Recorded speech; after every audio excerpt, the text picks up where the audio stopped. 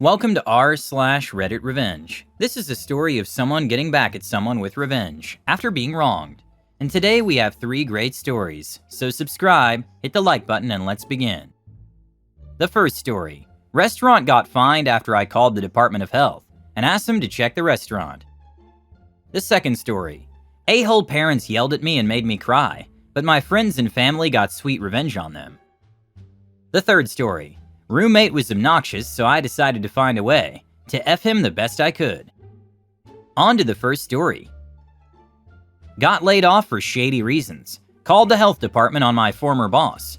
So this week I was fired from my job as a waitress for not smiling enough.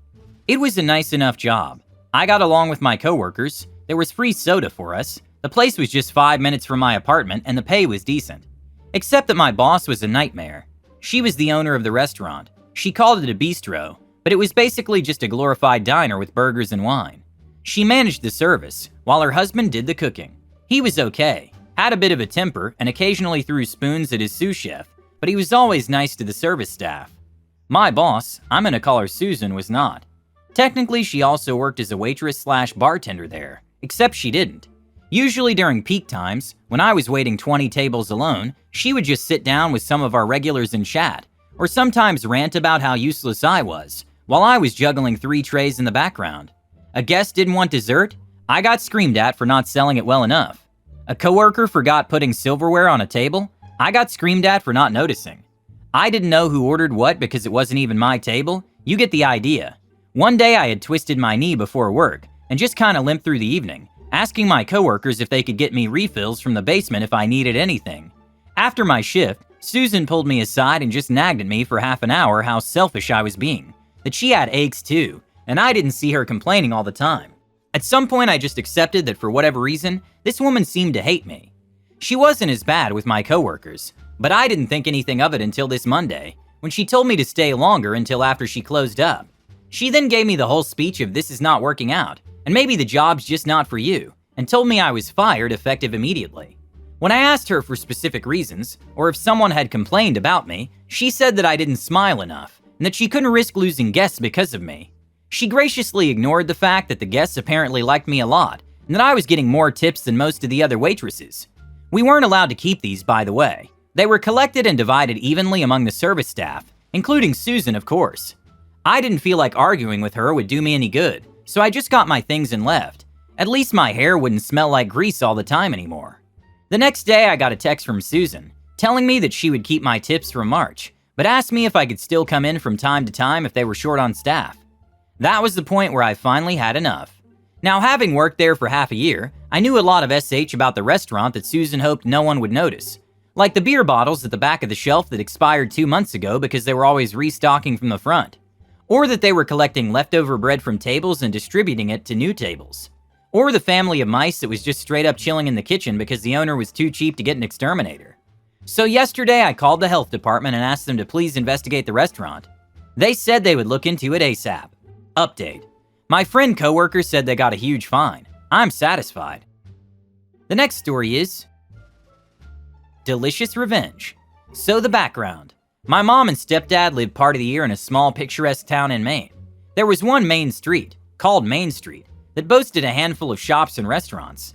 The economy was such that most of the locals worked their A's off all summer, often at multiple jobs, to make money while the summer people were in town, so they could survive through the winter. My family occupied an elusive middle ground. We didn't live there year-round, so we weren't locals, but our house was decidedly more modest than the $1 million waterfront cottages most summer people owned or rented, and we had been there every year for 15+ years, and had a lot of friends who were locals. The summer I was 19, I went back to stay with my family.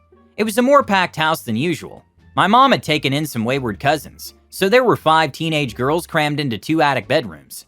I wanted to spend as much time out of the house as I could, so I took a job waiting tables down the street.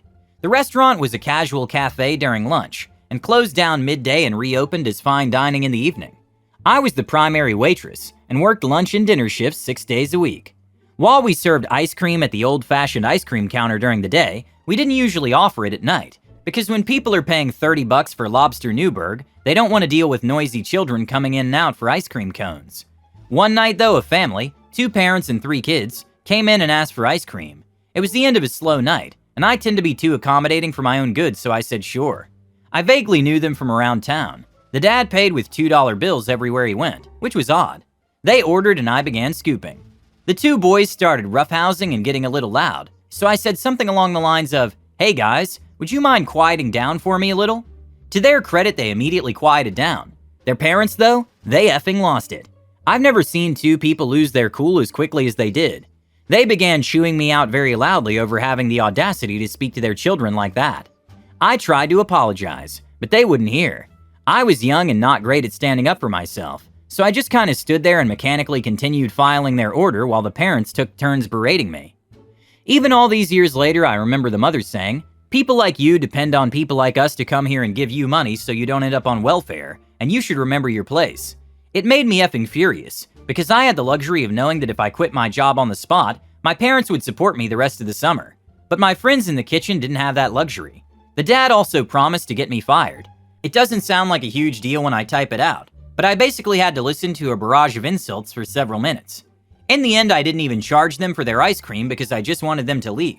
The worst part is I'm one of those people who cry when I get angry or frustrated, so I was also crying in front of them, which was mortifying. I apologized profusely to my tables, but they were super cool about it, and the chef/manager took over the front of the restaurant so I could get myself together. I actually broke out in hives all over my chest and neck and face. I was so peeved. The other tables tipped me exorbitantly well, probably because I was such a mess. Okay, finally, the revenge part. So news travels fast in a small town, and somehow by the time I got home, my family and some of our friends were at the house worried because they heard I had had a run-in at the restaurant. I told them what went down but insisted it wasn't a big deal. They were mad as F though, and I soon discovered how much my friends and family had my back. Over the next few days, the family that had chewed me out began having problems getting service basically everywhere in town. There were two other restaurants on Main Street. One of my cousins worked at one, and another one worked at the other, and when word got out how they treated waitstaff, they were preemptively banned at both. My third cousin worked at the only gas station in town, which has one single full-service pump. The owner there personally went and filled up the car next time they came in, and told them from here on out they were no longer welcome and could get their gas at the nearest station about a 20-minute drive outside of town. The wife went to get a haircut at the salon the day after she chewed me out, only to find that her reservation had been canceled. The local woman who owned the salon was the daughter of my restaurant's chef, and she said very plainly that she'd never be desperate enough to take this woman's money. Two of my local friends drove the garbage truck that summer and conveniently forgot to pick up their trash, so they had to haul it to the dump themselves. The a-hole parents had been renting the same house near town every summer for several years, and hadn't had their rental rates raised on them, even though rates had risen drastically because the owner valued a reliable tenant. However, when she heard about everything from the rental agent, who was also a local, she immediately informed them that in the future they'd no longer be welcome to rent her home. Probably my favorite part, though, came from the owner of the restaurant. He was married to an heiress, and she basically bought the restaurant for him because he had always wanted one. He had his own reserved table to hold court in, but left all the operations up to the chef and manager. He stopped the a-hole dad and said he understood he'd run into some trouble at the restaurant. A-hole dad said he had, clearly expecting the owner to take his side. He was surprised when the owner told him that he was officially banned from the premises, and everyone at the restaurant was authorized to call the police if he came back. And by the way, he still owed $14 for the ice cream, and would he like to pay now? A-hole dad paid him in $2 bills, which the owner gave to me and told me to keep and consider as a tip. As far as I know, the family never returned to that town once the summer was over. The third story is... well, if it's gonna be like that. My second semester of college, I transferred roommates. My previous one was nice. I did like him, but an opportunity to move in with someone I considered my friend. He was a cool guy to start with, and understanding when my female best friend would spend a lot of time around us. She hadn't gotten into college, but had quickly made friends with numerous people in my dorm. To that point, since it was against the rules to stay for longer than 3 days with one person, she always had a place to stay if she was going to be in town longer since she worked there. Now he was always kind of unpleasant, bragging about his parents putting money into his spend account so he could get lunch off campus more than the rest of us, or buy all kinds of things at the bookstore. Things began degenerating when me and a few friends, as well as him, got a job at a call center. It was pretty terrible, but we got through it together, except for him. He constantly complained. Not just to us, but about us. He'd complain to anyone and everyone, including the one day my vehicle was out of commission and we had to walk to work because nobody else had a car yet. It was maybe 6 or 7 blocks, and not terribly warm or cold out. We all walked together, which made the distance passed. Until one by one we were called into the office of the manager and told that multiple complaints had been filed against us, up to and including the most recent attempt to delay and physically harm another employee. Because my car had broken down and we all had to walk. He had said, and I quote, "My body isn't meant for this kind of exercise." Up until that point, he and my female best friend had actually started dating, casually and all that. He was officially her first boyfriend. He also got her fired from her new job, and when they broke up, attempted to have her completely banned from our dorm. I didn't take well to that, so I decided to find a way to screw with him as best I could. I was just a freshman in college, so I didn't want to go with anything overly criminal or dramatic. So I started small, accidentally unplugging his alarm clock every few days. Since we actually had a few classes in common, it was easy enough to know what days would be important to him. Every few days he could make a plan to go out to the all-you-can-eat cafeteria on campus. Oddly, every time he planned that, his meal card went missing. Silly him. It kept dropping down between his desk and his bed, or behind his desk, or behind his dresser. It was most certainly the weirdest thing. Some nights we'd take his ID card and use it to get into our sister dorm, and generally make minor annoyances of ourselves. We'd mess up with the kitchen, be a little loud, and then head out after a few minutes. Each time his ID was the one listed, so would always question him and generally raise suspicions from the RAs. He continued to spiral out of control in our friend group. However, he would follow us to any gathering. Hard to avoid someone who lives in one room with you. And then he'd immediately report us to the RA for any imagined infraction. We once found him sitting in the hall in front of the room of another friend of ours, watching his watch and waiting for the quiet hours rule to kick in. Finally, I couldn't handle the BS, so I waited until he left himself logged on his desktop before he went out. I promptly settled into it and pulled up some websites I had, once upon a time, used for illicit activities. Long story short, the next time he went to his parents for a weekend, I uninstalled his virus protection, and then I spent an entire weekend downloading the seediest, most unpleasant, raunchiest videos Kazaa had to offer, layered in a confusing mess of nesting folders, with duplicated to a few areas. I bogged down his system with everything I could find. His computer practically SH itself every time he tried to boot it up.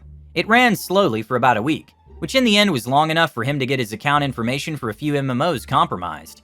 Everything was cannibalized by whoever it is who got a hold of it, and they left him with nothing. Apparently his first reaction to that was to use his parents' emergency credit card to purchase back characters and gear. In his rage at what he lost, he spent somewhere between $1,000 to $1,500 getting things to try and get back at what he lost.